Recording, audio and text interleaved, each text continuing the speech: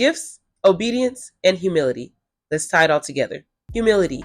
How does this connect to gifts and obedience? I could find a scripture for you, but the Lord showed me this connection in a different way. I was watching the creators of the show The Chosen, Dallas and Amanda Jenkins, on this podcast with the Perrys. And they're sharing their testimony about how this amazing production was actually birthed out of failure.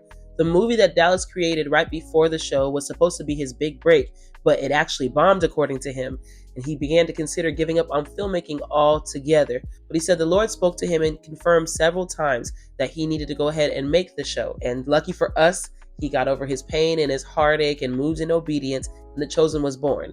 Now, I don't know about you, but it's been a tremendous blessing in my life. Now, at the time that I'm watching this podcast episode, I was praying for courage to step out and build my platform.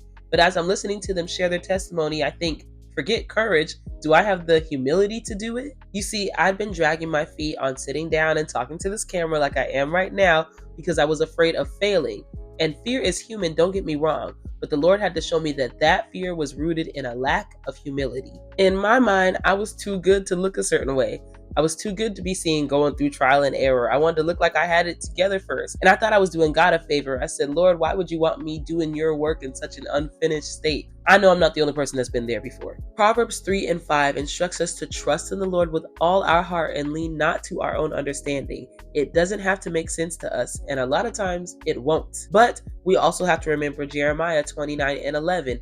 Even when he's correcting us or allowing us to stumble in front of other people, his plans are always for our good. They're always to prosper us. He will never send us somewhere just to be embarrassed and unredeemed for long. Another thing I love about my God is that he does not just tell you to get over your fear.